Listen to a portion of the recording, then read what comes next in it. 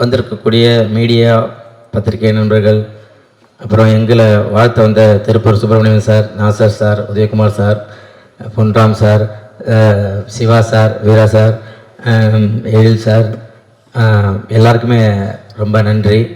போகிறப்பயே தள்ளுறப்பயே பார்த்து டைம் ஆகிடுச்சு, அடுத்தது வெளில நிற்கிறாங்க பேசுங்கன்னா நான் என்ன பேசுன்னு தெரியல, படபடபடன்னு இருக்குது.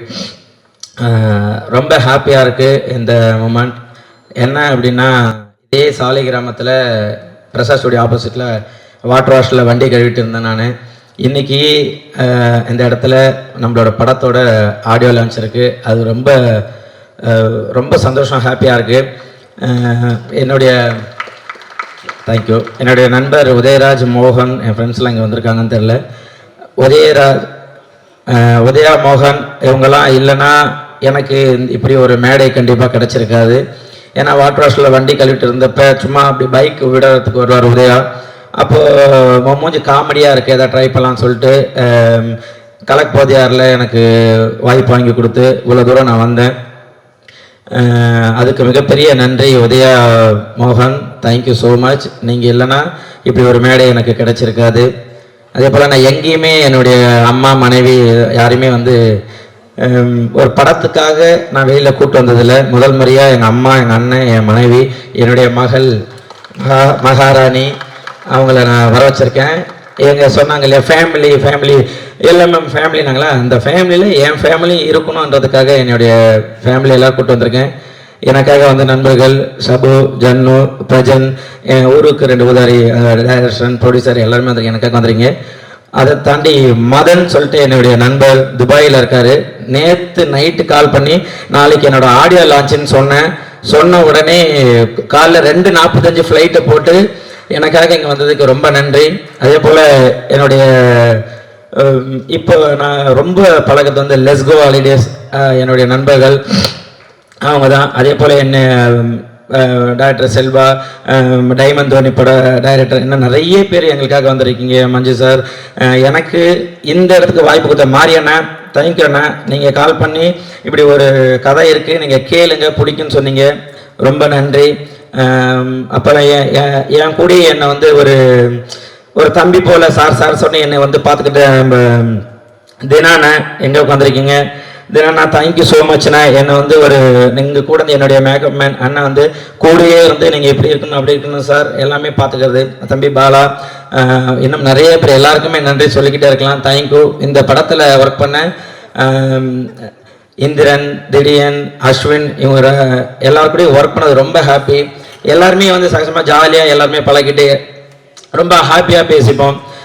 ஹீரோயின் எல்லாமே கேட்டாங்க, ஹீரோயினுக்கு உங்களுக்கு எப்படி கெமிஸ்ட்ரினாங்க. அவங்க பேசுகிற லாங்குவேஜ் எனக்கு புரியாது, நான் பேசுகிறது அவங்களுக்கு புரியாது. சரி, நம்ம யார்ட்டையும் ஹெல்ப் கேட்கலான்னு பார்த்தா டக்குன்னு திரும்பி யூகே சார் நின்றுட்டே இருப்பார். ஏன்னா அவருக்கு மட்டும்தான் இங்கிலீஷ் தெரியும். அவர் வாட்டானார், ஒன்றும் இல்லை சார், நீங்கள் சொன்ன நீங்கள் மட்டும்தான் பேசிகிட்டு இருப்பீங்க, எங்களை பேச விட மாட்டீங்க அப்படின்னுவோம். ஸோ உண்மையிலே கெமிஸ்ட்ரி ஒர்க் அவுட் ஆனது யூகே சாருக்கும் ஹீரோயினுக்கு மட்டும்தான். இல்லை, இந்த ஹீரோயினுக்காக தான் இவர் இந்த மாதிரி காஸ்டியூம் போட்டு வராரான்னு எங்களுக்கு தெரியல. போட்டுட்டு காலையிலே ஃபர்ஸ்ட் நின்றுவார். இப்போ கொஞ்சம் முடியை வெட்டியிருக்காரு. இல்லைன்னா ஹீரோயினை விட அதிக ஹேர் அவருக்கு மட்டும்தான் இருக்கும். அந்த மாதிரி. அதே போல் நாங்கள் ரவிமரியா சார் சொல்ல வேணாம். ஏன்னா அவர் டைரக்டர், அவர் டான்ஸரு, அவர் எல்லாமே பண்ணுவார். திடீர்னு அவர் டக்குன்னு அடிக்க மாட்டேன் இப்படி நடினுவார் அப்படின்னு திரும்பி டைரக்டர் மானிட்டில் உட்காந்து எனக்கு தெரியல, அவர் சொல்கிறதே பண்ணுங்கன்னுவார். அந்த மாதிரி எங்களை ஒரு டைரக்ஷன் பண்ணி இப்படி பண்ணுங்கன்னு சொல்லிட்டு ரவிமேரி எந்த இடத்துல எல்லாமே இப்போ கிரிக்கெட்லலாம் பார்த்தீங்கன்னாக்கா எந்த இடத்துல இதாக இருக்கும், தோனி டக்குன்னு ஒரு 6 அடிப்பார் இல்லையா, அந்த மாதிரி படத்தில் எந்த இடத்துல ஒரு தொழில் இருக்கோ கண்டிப்பாக அந்த இடத்துல எல்லாமே ரவிமரியா சார் தூக்கி நிறுத்துவார். அந்த மாதிரி தான் ஒரு டீமை எல்லாரும் ஜாலியாக ஒர்க் பண்ணியிருக்கோம். அதே போல் காமெடி ஏதாச்சும் ஒரு சில டைலாக் சொல்லணும் அப்படின்னா நேராக டைரக்டர்கிட்ட போகலான்னு பிளான் பண்ணுவோம். நான், அஸ்வினி, இந்திரன் திடீர்னு எல்லாம் போய் நிற்போம் டைரக்டர் சார்கிட்ட கேட்கறதுக்கு. அவர்கிட்ட போய் சார் இந்த இடத்துல இதை போகலாம் பண்ணுவேன். அவர் இப்படி கண்ணாடியை மெல்லமாக கைட்டி அப்படி ஊதுறன்னா இந்த டைலாக் நல்லா இல்லை, இது வேண்டாம் அப்படின்னு மெல்லமாக போட்டுப்பாரு. சரின்ட்டு சரி வாங்கடா போகலான்ட்டு 3 பேரும் கூட்டிட்டு வந்துடுவேன். நான் போய் சார்ட்டு சொல்லுவேன், கோகுல் சார் ப்ரொடியூசர்லாம், ஐயா என்னங்கய்யா இது சரிங்க பாருங்க, அவர் கண்ணாடி கைட்டினாரா போட்டு இருந்தாரான்னு. கண்ணாடி போட்டுக்கிட்டு தாங்க லைட்டாக கைட்டினாரா, அப்போ அந்த டைலாக் வேண்டாம், நீங்களே ஏதாவது ஒன்று பண்ணுங்க அப்படி சொல்ல. ஆனால் என்ன டைலாக் தேவையோ அந்த டைலாக் இந்த இடத்துல வச்சுக்கோங்க புகழ் அப்படின்னாங்க. சரி, நம்ம சேனலில் இருக்க சாயல் இருக்கக்கூடாது அப்படின்றதுனால ஒவ்வொரு டைலாக்குமே அதில் ரவிமரியா சார் நிறைய சொல்லியிருக்காரு. புகழ் இது சேனல் ஒன்று, அங்கே ரசிக்கிறது வேறடா, இது இது இது வேற ஒரு பாதை, இந்த பாதைக்காக நீ ஒர்க் பண்ணு அப்படின்னு சொல்லிட்டு நிறைய அட்வைஸ் பண்ணியிருக்காரு. வின்சென்ட் சார் எல்லாமே பார்க்கறதுக்கு ஐயோ வில்லன் வில்லன் வில்லன் அப்படின்னு இருக்கும். கிட்ட போய் பழகினா தெரியும், அவ்வளோ ஒரு குழந்தை மாதிரி. அப்படி ஹாய்ங்க அவர் பேசுறதே பொறுமையாக இருக்கு. நம்ம தான் இதில் தான் டிவியில் பார்த்தா டப்பிங்கில் தான் அப்படி பேசுறாரு, உண்மையிலேயே அவர் குழந்தை மாதிரியே பேசுவார். அதே போல் மியூசிக் டைரக்டர் நல்லா நாங்கள் பழகிற அப்புறம் மாப்பிள்ள நீங்கள் இந்த பாட்டு பாடுறீங்களான்னாங்க. ஐயா படம் நல்லபடியாக எல்லா ப்ரொடியூஷன் கிடச்சிருச்சு, எல்லாமே நல்லா அமைஞ்சிருக்கு.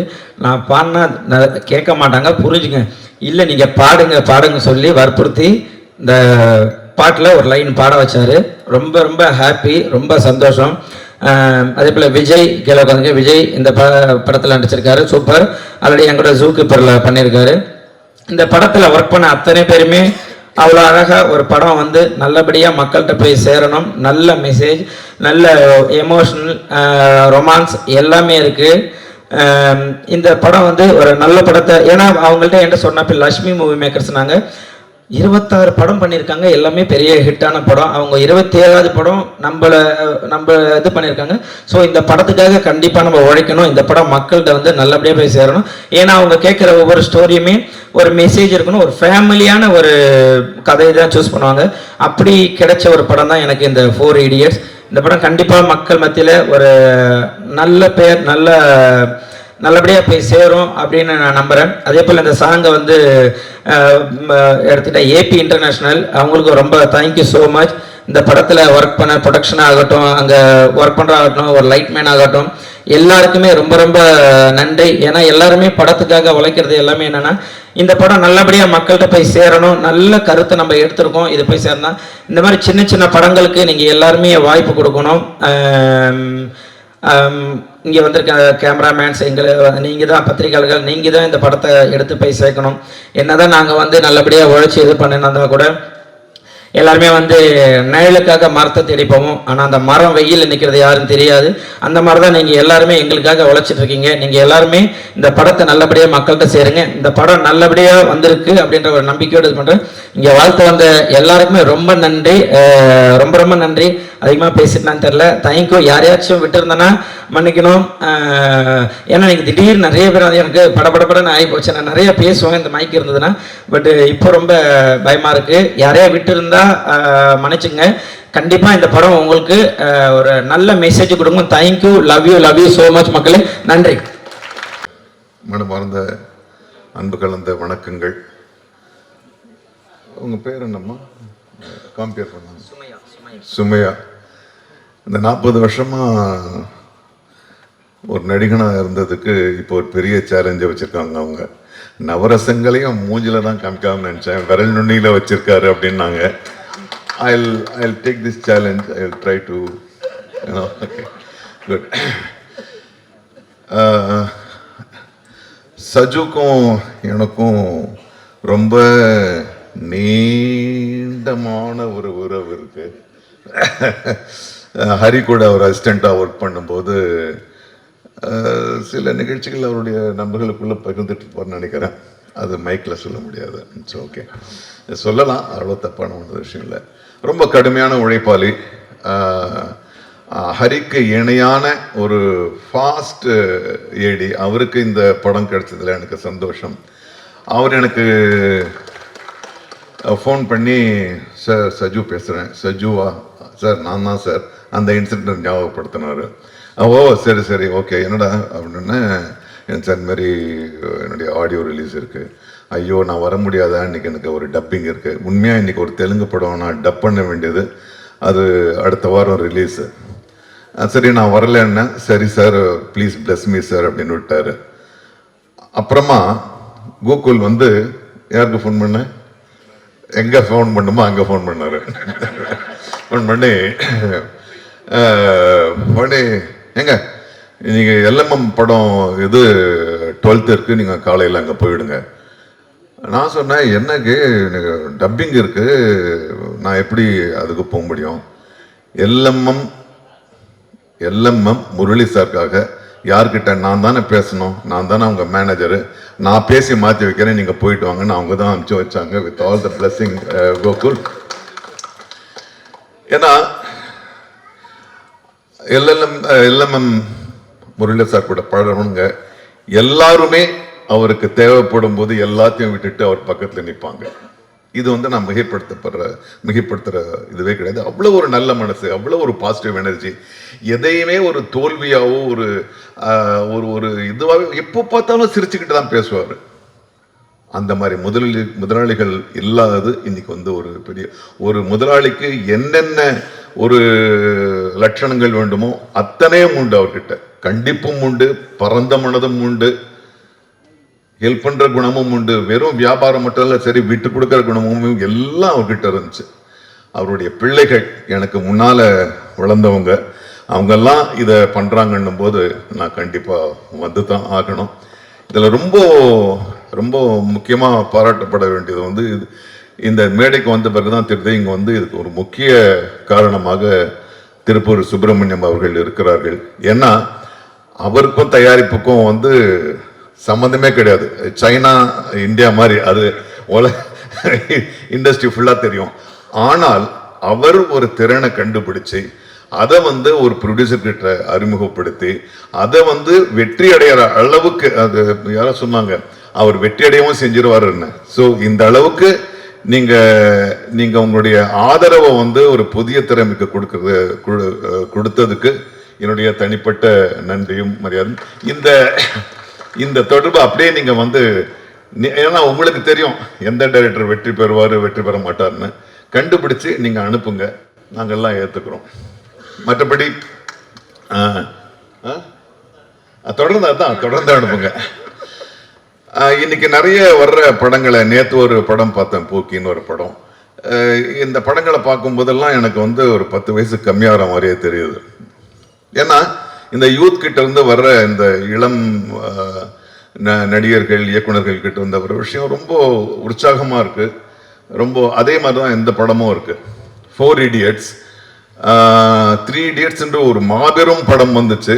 அதை விட பெருசா இந்த படம் வெற்றி அடையணும்ன்றது என்னுடைய ஆசை. நிறைய புதிய திறன்கள். அஸ்வின் ஓகே, அஸ்வின்லாம் குழந்தை என் முடியல. ஓகே, ரொம்ப நல்லா பண்ணியிருக்கேன், எல்லாருமே நல்லா பண்ணியிருக்காங்க. அப்புறம் புகழை பற்றி ஒரே ஒரு இன்சிடென்ட் சொன்னோம். தம்பி ஞாபகம் இருக்கான், நம்ம வந்து மதுரை ஏர்போர்ட்டில் மீட் பண்ணோம். நான் பாட்டு ஒரு மூலையில் உட்காந்துருந்தேன். இன்னும் உட்காரு, நீ உட்காரு. நான் உட்காந்துருந்தேன், அது ஒரு புத்தகத்தை படிச்சுக்கிட்டு இருந்தேன். அப்புறம் இந்த தம்பி வந்துச்சு. அப்போது உண்மையான முடி இருந்துச்சு. இது உண்மையான முடி, அந்த முடி எங்கப்பா? அதுதான் நல்லா இருக்கு, அதை கைட்டிடுங்க. ஸோ முடியாது. சார் வணக்கம் சார். சார் என்ன தம்பி, என்ன இல்லை சார், நான் மாரி டிவி பண்ணுறேன் சார், இந்த குக் வித் கோமாளி பண்ணிகிட்ருக்கேன். அப்படியா தம்பி, நல்லா பண்ணிகிட்ருக்கேன்னு பேசிக்கிட்டே இருக்கேன். ஒரு 10 பெண்கள் ஓடி வந்தாங்க. பெண் குழந்தைன்னு வாங்கம்மா வாங்க, சரி அப்படின்னு. சார் கொஞ்சம் தள்ளி உட்காருங்க, அவர் கூட ஃபோட்டோ எடுத்துக்கிறோன்னு என்ன தள்ளி எடுத்தாங்க. ஓ சரி, எடுத்துட்டு பிறகு திரும்பி நாங்கள், ஞாபகம் இருக்கா உனக்கு? ஸோ இன்னைக்கு இது வந்து ஸ்கிரிப்டடா அது. ஸோ எனக்கு ரொம்ப மகிழ்ச்சி. அப்போ வந்து அவர் அந்த ஷோ மட்டும்தான் பண்ணிட்டு இருந்தாரு. இன்னைக்கு வந்து எல்லாருக்கும் தெரியக்கூடிய ஒரு கதாநாயகராக வந்ததுல எனக்கு ரொம்ப மகிழ்ச்சி. இந்த மாதிரி திறன்கள், புது புது திறன்கள் வரணும். இங்க பாசிட்டிவா சொல்லப்பட்ட எல்லா விஷயங்களுமே மரபு சார்ந்ததா, சும்மா ஒரு மரபுக்காக பேசுவோம் அப்படிலாம் கிடையாது. இங்க பேசினவங்க எல்லாருமே மனசார இந்த படம் வெற்றி அடையணும், இந்த நிறுவனம் வந்து தொடர்ந்து படம் பண்ணணும்னு வாழ்த்துனாங்க. ஸோ அந்த வாழ்த்துக்கள் நிஜமாகும். நீங்க எங்களுக்கெல்லாம் வந்து அப்பா மாதிரியே நல்ல முதலாளிகளாக இருப்பீங்கன்னு நினைக்கிறேன், நம்புறேன். So I wish you all the best. Thank you. அப்புறம் ரவி மரியா ரவி மரியா இயக்குனராக பேசத்தான் நான் நடிகராக தான் பேசுவேன் உங்களை. ஏன்னா ரவி மரியாவை எனக்கு பிடிக்கும். அது யாருக்குமே இல்லாத ஒரு தனி ஒரு ரிதம் அவருடைய பாடியில். நான் அவருடைய படங்கள் எல்லாமே கவனிச்சுக்கிட்டு வந்துட்டு இருக்கேன். இந்த படத்தில் பார்க்கும்போதே தெரியுது அவர் தான் சென்டர் ஃபிகராக இருக்கணும்னு. அதே மாதிரி சொன்னாங்க. சென்டர்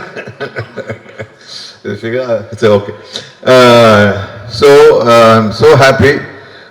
எங்களுடைய ஆர் உதயகுமார் சொன்னார் எங்கள் இயக்குனர் சங்கத்தில்னாரு. எங்கள் நடிகர் சங்கத்திலையும் ஒரு ரொம்ப முக்கியமான ஒரு ஆளாக இருக்காரு. ஸோ ரொம்ப நல்லது. I am very happy personally. I am very happy for Vincent Asokan. He is such a wonderful person.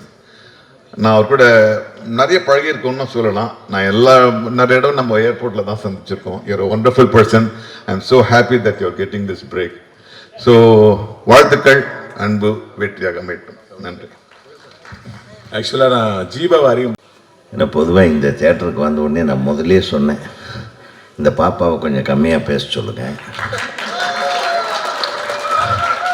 ஏன்னா இத்தனை பேர் இருக்காங்க அவங்களுக்கு பேச முடியாமல் போயிடுன்னு. பட் அது கம்யூனிகேட் ஆச்சா இல்லையான்னு தெரில. நல்லா பேசுனீங்க. நான் ரொம்ப பேசிகிட்டே இருந்தீங்கன்னா அப்புறம் நாங்கள் என்னத்தை பேசுறது? ஒவ்வொரு டைமும் இந்த தேட்டருக்கு வரும்போது இந்த 12 மணிக்கு பெல் அடிச்சிடுவாங்க, எல்லோரும் உள்ளே வந்துடுவாங்க. இத்தனை பேர் வந்து முரளி சாருடைய பையனுக்காக இங்கே வந்திருக்கோம், பசங்களுக்காக. எல்லாரும் முரளி சாரை பற்றியும் அந்த குழந்தைகளை வாழ்த்துவதற்காக வந்திருக்கிற அனைவருக்கும் கொஞ்சம் கொஞ்சம் நேரம் வேணும். ஸோ நான் சுருக்கமாக பேசிடுறேன். முரளி சார் வந்து ஒரு மிகப்பெரிய ஒரு கலங்கரை விளக்கம் மாதிரி. அவர் என்னை வச்சு படம் பண்ணலையே தவிர, ஆனால் எனக்கு நிறைய ஹெல்ப் பண்ணியிருக்காரு. ஸோ அதை நம்ம மறக்க முடியாது பல விதங்களில். அதுக்காக நான் ஒரு படத்துக்கு ஃபுல் பாட்டு எழுதினேன். நம்ம விஜயகாந்த் சார் வச்சு ரவிக்குமார் சார் டைரக்ட் பண்ண படத்தை, அவங்களோட படம் தர்ம சக்கரம் படத்துக்கு. அவர் வந்து எப்படின்னா, தன்னுடைய படம் ஷூட்டிங் நடந்துட்டுருக்கு, அடுத்தவங்க படத்தில் ஏதாச்சும் பிரச்சனை இருந்தால் அவங்களுக்கு காசு கொடுத்து அதை சால்வ் பண்ணிட்டு உட்காந்துருப்பார். யாராச்சும் கஷ்டம்னு வந்து அண்ணே கொஞ்சம் பிரச்சனையாக இருக்குன்னு உடனே இவர் பட விஷயத்தை விட்டுட்டு அந்த படத்தை போட்டு அந்த ப்ரொடியூசர், அந்த டைரக்டர், அந்த நடிகர்களுக்கு கூட்டு போய் சம்பளத்தை கொடுத்து அவர் பதிலாக நான் கொடுக்குறேங்க, நீங்கள் நடித்து முடிச்சு கொடுத்துருங்க அப்படிம்பா. அது ஒரு வித்தியாசமான கேரக்டர். இப்போ சினிமாவில் பல பேருடைய கஷ்டங்களை தீர்த்து வைத்த ஒரு மிக அற்புதமான ஒரு தயாரிப்பாளர், ஒரு நல்ல மாமனிதர் வந்து முரளி சார் அவர்கள். அந்த அவங்க குழுவே முரளிதரன், நம்ம சாமிநாதன் சார், வேணுகோபால் சார், 3 பேர். அவங்க வந்து நான் எப்பவுமே சொல்லுவேன், இந்த 3 பேர் 3 தெய்வம், பெருமாள், பிரம்மா, ஈஸ்வரன் மாதிரி 3 பேர் மும்மூர்த்திகள் மாதிரி.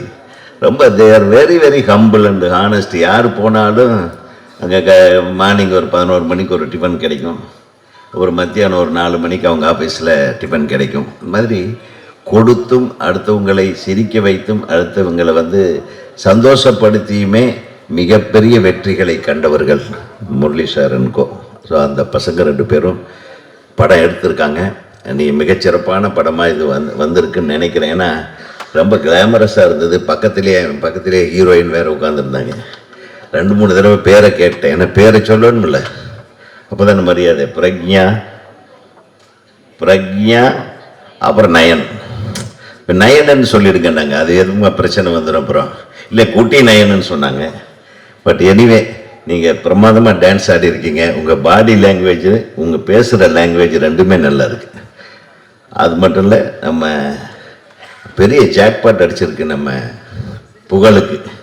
Wish you all the best. புகழ் வந்து கொஞ்சம் ஒரு ஹீல்ஸ் வச்சிருக்கலாம் மேடம் தம்பி இப்படின்னு. ஏன்னா அந்த பொண்ணு ஹைட்டுக்கு எம்பி இவரும் வந்து கட்டிப்பிடிக்கிறாரு, என்பி சாய் வைக்கிறாரு. கரெக்டா? ஸோ ரொம்ப நல்லா இருந்தது. பட் இருந்தாலும் முயற்சி பண்ணியிருக்க பார் நீ, சூப்பர். ஆனால் ஒரு காமெடி, ஃபுல் த்ரில்லர், காமெடியில் ஒரு த்ரில்லர். அந்த த்ரில்லருக்கு வந்து நம்ம ரவி மரியா உள்ள நுழைஞ்ச உடனே தெரிஞ்சு போச்சுது, இது ஒரு மிகப்பெரிய ஒரு குழப்பத்தை குழப்ப போகிறாங்க இந்த வீட்டுக்குள்ளேன்னு. அது அவருடைய காஸ்டியூம், ரவி மரியாவுடைய காஸ்டியூமுடைய ஸ்டைலு, அது இவனே பிளான் பண்ணியிருப்பாங்க. ரவி மாதிரி எங்கே போனாலும் அந்த கேரக்டரை ஃபுல்லாக உள் வாங்கிட்டு தானே வேலை செஞ்சுருப்பான். அது எப்படி பெட்டர் பண்ணுறது. அப்படின்னு அப்படி இப்படி நிறைய பண்ணி காட்டுவார். ஸோ ஒரு இயக்குனராக அவர் இருக்கிறதுனால ரவி மரியா கிட்ட ஒரு பெரிய ப்ளஸ் பாயிண்ட் என்னென்னா, அந்த கதாபாத்திரத்துக்கு மேக்சிமம் மெருகேற்றி நம்மளால் எப்படி வித்தியாசமாக செய்ய முடியும் அப்படின்னு நினச்சி உணர்ந்து செய்யக்கூடிய ஒரு மிகப்பெரிய நடிகர் அவர் வந்துட்டுருக்காரு. அவர் டெஃபினட்டாக இப்போ சமய காலத்தில் அவர் வர்ற படமெல்லாம் சக்ஸஸ் ஆகிடுது. ஸோ சக்ஸஸ் வரிசையில் மிகப்பெரிய குணச்சித்திர அதை சொல்லுவேன், எந்த கேரக்டர்னே சொல்ல முடியாத ஒரு கேரக்டரில் அவர் தெரிஞ்சிட்ருக்காரு. எங்கள் இயக்குனர் சங்கத்தில் ஒரு மிக முக்கியமான ஒரு பங்கு அவருக்கு எப்பவுமே இருக்கும். அவருக்கு என்னுடைய வாழ்த்துக்கள். இந்த திரைப்படத்தில் பணியாற்றிய அசோகன் சாருடைய son sir, wish you all the best. இசையமைப்பாளர், பாடல்கள் ரொம்ப பிரமாதமாக இருந்தது. என்னுடைய அன்பு தம்பி எழுதின பாடல் எங்கே அவர் கலைக்குமாருடைய ஒவ்வொரு பாடல்களும் இன்றைக்குமே மனசில் நிற்கும். விக்ரமன் சாருக்கு அவர் எழுதின படங்களில் எழுதின அனைத்து பாடல்களும் மாபெரும் வெற்றி பாடல்கள். அந்த வரிசையிலான இதில் பயங்கர கிக்கேத்தர பாடல்கள் எப்படிராக பிடிச்சி அதெல்லாம் அந்த வரிகளெல்லாம் ஒரு பயங்கர மயக்கமாக எழுதியிருக்காரு. So wish you all the best. இந்த திரைப்படம் மிகப்பெரிய வெற்றி படமாக அமைந்து அனைவருக்கும், அதாவது திருப்பூர் சுப்பிரமணியன் சொல்ல வேண்டியது இல்லை, அவர் அவ்வளவு சீக்கிரம் ஒருத்தருக்கு நீ படம் எடு, நான் பின்னாடி இருந்து ஹெல்ப் பண்ணுறேன்னு சொன்னவரே அல்ல. நானே பல தடவை கேட்டிருக்கேன். அந்த விஷயத்தில் ஆள் ரொம்ப கெட்டியாக இருப்பாப்புல. யாருக்கு அந்த விதத்தில் மட்டும் நான் ஹெல்ப் பண்ண மாட்டேன். உதய் சினிமா மட்டும் எடுத்து அவன் சேஃப்டியாக வெளியே வந்துடுவானான்றது எனக்கே டவுட்டாக இருக்குது. ஏதோ சினிமா படம் எடுத்தால் வாங்கி வியாபாரம் பண்ணலாமே தவிர, இந்த நானே பல தடவை கேட்டேன், ஒரு படம் பண்ணலான்ட்டு இருக்கேன், பேசாமல் இருங்க, நல்லா தான் இருக்கிறீங்க அப்படிம்பாரு. ஸோ அவர் ஒரு இன்வால்வ் ஆகி ஒரு படத்தை பண்ணியிருக்காருன்னா நிச்சயமாக இது வெற்றி படமாக அமையும். அது வெற்றி படமாக அவர் மாற்றி காட்டுவார். கவலையே படாதீங்க. அடுத்த பட பூஜையில் சந்திப்போம். வாழ்க வளமுடன். அனைவருக்கும் வாழ்த்து. படத்தின் ஆடியோ வெளியீட்டு விழாவுக்கு வந்திருக்கின்ற அனைத்து நல் உள்ளங்களுக்கும், எனது பாசத்திற்குரிய மீடியா நண்பர்களுக்கும், பத்திரிகை நண்பர்களுக்கும், இங்கே மேடையில் வீட்டிருக்கின்ற திருப்பூர் சுப்பிரமணிய சார், நாசர் சார், அம்மாகிரீசன் சிவா சார் போன்ற ஆளுமை, அதன் பொன்ராம் சார், என்னை உருவாக்கிய எழில் சார், என்னுடைய நண்பன் புகழ், இப்படி ஏகப்பட்ட ஜாம்பவன் இருக்கீங்க. அத்தனை பேருக்கும் என்னுடைய முத்தான வணக்கங்களை தெரிவித்துக் கொள்கிறேன். சொற்பொழிவுன்னு சொல்லிட்டு சின்னதாக பேச சொன்னாங்க. ரொம்ப டைம் கம்மி, அதனால நான் ரொம்ப ஷார்ட்டாக முடிச்சுக்கலான் இருக்கேன். இந்த படம் அம்மாகிருஷ்ணன் சிவா சொன்ன மாதிரி எனக்கு ஒரு பெரிய தீனி. யானையை ஒரு கரும்பு தோட்டத்தில் விட்டு அது என்ன பண்ணுமோ அந்த மாதிரி ஒரு வாய்ப்பு எனக்கு. தோட்டத்தையே அழிச்சிருக்கேன், படத்தை காப்பாற்றிருக்கேன் அப்படின்னு அவங்க சொல்றாங்க, நான் சொல்லலை. இந்த படத்தில் என்னுடைய கேரக்டர் மட்டும் தான் ஃபிக்ஸ் பண்ணாமலே இருந்தது. அதாவது கிட்டத்தட்ட இந்தியாவில் உள்ள மிகப்பெரிய ஆர்டிஸ்ட்லேருந்து ஒரு ஆளாக பார்த்து கதை சொல்லி கடைசியாக சர்க்கரை இல்லாத ஊருக்கு இலுப்பை பூ சர்க்கரைங்கிற மாதிரி என்கிட்ட வந்தாங்க. என்னுடைய சந்தேகத்தோடு வந்தாங்க. ஏன்னா இந்த கதை முழுக்க முழுக்க என்னையை மையப்படுத்தியே எழுதின கதை. ஒரு வில்லனை மையப்படுத்திய ஒரு கதை ரொம்ப நாளாச்சு இல்லையா? அந்த மாதிரி ஒரு வில்லனை மையப்படுத்திய கதை. இந்த படத்தில் 2 வில்லன், நான் ஒன்று, வின்சென்ட் அசோகன் சார் ஒன்று. பட் நான் தான் படம் ஃபுல்லாக இருப்பேன். ஸோ அந்த ஒரு விஷயத்துக்காக இதை ஒரு பிரகாஷ் ராஜ் சார் தான் நடிக்கணும், ஒரு சத்யராஜ் சார் ஒன்று பண்ணணும் அப்படின்னு ஒரு ஆளுமையான ஒரு ஆள் தேவைப்படுறாங்க அப்படின்லாம் சொல்லி எங்கேயோ போயிட்டு கடைசியில் என்கிட்ட டவுட்டோடு உட்காந்தாங்க. நான் வழக்கம் போல் ஸ்கிரிப்டை கேட்டு சரி பண்ணலாம் சார்னு சொல்லி பண்ணோம். இந்த படம் முடிஞ்சதுக்கப்புறம் இந்த படத்தின் தயாரிப்பாளர் திரு கோகுல் சாரும் டாக்டர் ஸ்ரீவசன் சாரும் 2 பேர் சொன்ன ஒரே ஸ்டேட்மெண்ட், நாங்கள் உங்கள்கிட்ட என்ன எதிர்பார்த்தோமோ அதை விட பல மடங்கு பண்ணி கொடுத்துறீங்க சார். எல்லாருமே என்ஜாய் பண்ணாங்க படத்தை, எங்கள் ஃபேமிலி என்ஜாய் பண்ணாங்க. திருப்பூர் சுப்பிரமணியன் சார் அவங்க டூவோடு படத்தை பார்த்து என்ஜாய் பண்ணாங்க. வழக்கமாக அவங்க படம் பார்த்தாங்கன்னா நடுவில் எந்திரிச்சு போயிடுவாங்கன்னா, எந்திரிச்சே போகாமல் உட்காந்து படம் பார்த்தாங்க.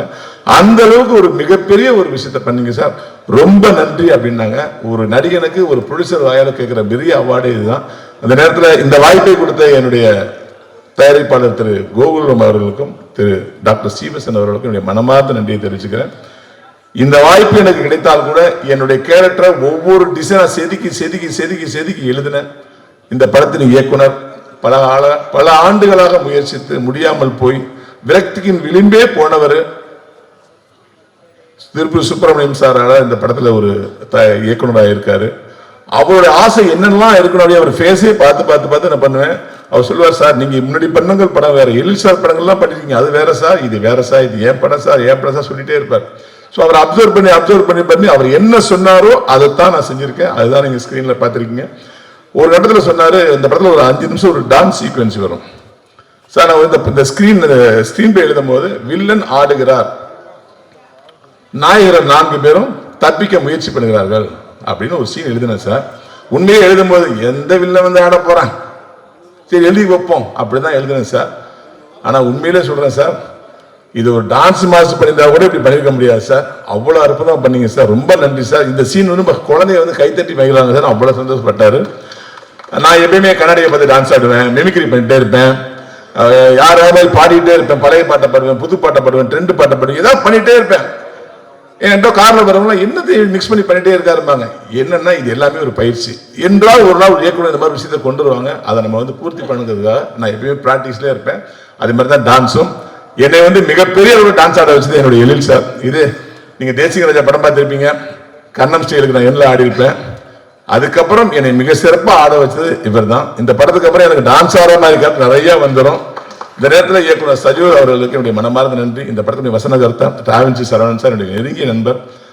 அங்குலமே பிரிச்சிருக்கார் டைலாக, நீங்க படம் பார்த்தா தெரியும். இதற்கெல்லாம் மேல இந்த படத்துல முதல் ரசிகனாக இருந்தது என்னுடைய அன்பு அண்ணன் திரு யூகே அவர்கள். யூகே செந்தில்குமார் சார் வந்து காமெடி கிங் சுந்தர்சி சார்ட்ட வந்து பல படங்கள் கிட்டத்தட்ட அவர் டேரக்ஷன் பண்ண ஒரு 95% படங்கள் அவர் தான் கேமராமேன். இவர் கேமராமேனை போட்டிருக்காங்களே, நம்ம வந்து இந்த படம் காமெடி படமாச்சு, இவருக்கு முன்னாடி நடிக்கிறமேனு ஒரு சின்ன பதட்டம் இருந்துச்சு. நீங்க நம்ப மாட்டீங்க, பல சீன்ல கேமரா விட்டு எஞ்சி போயிடுவார், முடியல என்ன அப்படின்னு. டேய் நீ எதுக்குடா என்ன முடியாது சிரிச்சுட்டு உலகம் போய் சிரிச்சுட்டே இருப்பாரு. என்னுடைய முதல் ரசிகனா இந்த இடத்துல ஈகே இருந்தாங்க. என்று அவரை பிடிச்ச விஷயம் என்னன்னா அவருடைய சின்சியாரிட்டி, அவருடைய ட்ரெஸ் தான்.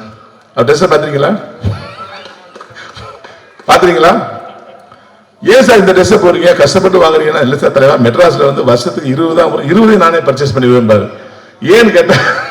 ஏன்னு கேட்டா இதே மாதிரி ஒரு கம்ஃபர்டபுளா ட்ரெஸ் எதுவுமே கிடையாது. கல்யாணத்துலேருந்து கருமாதி வரைக்கும் அந்த ட்ரெஸ் தான் போட்டு போவார். இது மாதிரி ஒரு ட்ரெஸ் உலகத்திலேயே பார்க்க முடியாது, அவ்வளவு இதா இருக்கு. அதாவது ட்ரெஸ் போட்ட மாதிரி இருக்கு, ஆனா போடாம மாதிரி இருக்குன்றார். தயவு செய்து மேல வந்து உங்களுடைய அந்த ட்ரெஸ்ஸை காட்டி, சார் கொஞ்சம் முன்னாடி வாங்க சார், சார் வெளிச்சது வாங்க சார். ஏன்னா உண்மையில இந்த ட்ரெஸ் எங்கேயுமே பார்க்க முடியாது. இது லுங்கியா புடவையா பாவாடையா அப்படின்னு அவருக்கே தெரியாதுன்னு சொல்லுவார். ஆனால் இதையே சொல்றேன்னா, வேலை செய்யும் போது நம்மளை எதுவுமே டைட் பண்ணக்கூடாதுன்னு சொல்லிட்டு அவ்வளவு ஃப்ரீயா இருப்பாரு. ஒரு முதல் பட டைரக்டருக்கு இப்படி ஒரு கேமராமேன் கிடைக்கவே முடியாதுங்க. சீன் பேப்பரை பார்த்துட்டு என்ன செய்யணுங்கிறத நம்ம சொல்ல முடியல, அவரே முடிவு பண்ணி எல்லாத்தையும் சீன் முடிகிற வரைக்கும் ரவுண்டிங்லேயே வருவாரு. உண்மையிலே சுந்தர் சார் ஏன் இவர் தொடர்ந்து பயன்படுத்துறாரு பார்த்தா அவருடைய சின்சியாரிட்டி. அதே மாதிரி இந்த படத்துடைய மியூசிக் டைரக்டர், இந்த பாட்டு கேட்டிருப்பீங்க, சில பாட்டுக்கெல்லாம் 4வது 5வது தான் உங்களுக்கு ரீச் ஆகும். ஃபர்ஸ்ட் டைமே வந்து ரீச் ஆச்சு இந்த சாங், 2 சாங்குமே. இதை விட ஒரு அற்புதமான படம் இந்த படத்துல வந்து இந்த படம் மாதிரி நம்முடைய சிறை படத்துல வர்ற மைலேஜ் சாங் மாதிரி ஒரு சாங் பண்ணியிருக்காரு. இந்த படத்துக்கு சம்பந்தமே கிடையாது, ஆனால் ஒரு அற்புதமான ஒரு மெலடி சாங் இந்த ஆல்பத்தில் இருக்கு. நீங்க கேட்டு ரசிங்க. அவர் மிகப்பெரிய மியூசிக் டைரக்டர் அந்த பாட்டை தான் ப்ரூவ் பண்ணும். இப்ப நீங்க பார்த்த பாடலாம் கமர்ஷியல் பாட்டு, மிகப்பெரிய ஒரு மியூசிக் டைரக்டர் அந்த பாடு ப்ரூவ் பண்ணும். அதுக்கப்புறம் இந்த படத்துல என்னோடு இணைந்து நடித்த நண்பன் புகழ் எப்படின்னா விஜய் டிவி பையன் தான், ஆனால் யாரையுமே ஐயா ஐயான்னு சொல்லி மரியாதை இருப்பான். யாருடைய மனசு நோவ கூடாதுன்னு நினைப்பான். அப்படி ஷூட்டிங் ஸ்பாட்டான் ஒரு ஹீரோ மாதிரி நடந்துக்க மாட்டேன். அப்படி சக ஆர்டிஸ்டுக்கு சொல்லி கொடுத்து அந்த சீனை கவர் பண்ணுவோம். அப்படி நான் எவ்வளோ பேர் நடிச்சா கூட லேட்டஸ்டா நான் பார்த்து எந்த ஒரு நல்ல நண்பன் எனக்கு புகழ். ஆமாம், ஏன்னா இந்த மேடையை கூப்பிடும்போது புகழை ஃபர்ஸ்ட் கூப்பிட்டு இல்ல ரைமிரியான தான் நீங்க ஃபர்ஸ்ட் கூப்பிடணும்னு சொல்லிட்டு கம்பல் பண்ணி அந்த மேடை ஏற வச்சா. அப்படி அந்த அளவு ஒரு உளவியல் பூர்வமான நண்பன். இந்த படம் இவ்வளவு சிறப்பாக நடந்ததுக்கு பல காரணங்கள் இருக்கு. அதுல மெயின் காரணம் என்னுடைய நிர்வாக தயாரிப்பாளர் அருணாச்சலம் அவர்கள். இப்படி ஒரு மேனேஜர் உலகத்திலேயே பார்த்திருக்க முடியாது. அற்புதமான மேனேஜர். அவருக்கு துணை நின்ற மிஸ்டர் மனோகர். இந்த படத்துல அதாவது இணை இயக்குனர், துணை இயக்குனர் நிறைய பேர் இருக்காங்க இந்த படத்துல. நாகராஜ் சார் இருக்காரு, அப்புறம் நம்முடைய தலைவா ஜிந்தாங்க வாங்க, அருணாச்சலம் சார். இப்படி ஒரு மேனேஜர் தயவுசெய்து மிஸ் பண்ணீங்க. இந்த வாங்க நாகராஜ், இவரெல்லாம் டைரக்டருக்கு தோல் கொடுத்தவங்க. பல படங்கள் ஒர்க் பண்ணா கூட அதை ஈர்ப்போட ஒர்க் பண்றவங்க, இன்வால்வ்மெண்ட் சொல்லுவாங்கல்ல, ஜிந்தா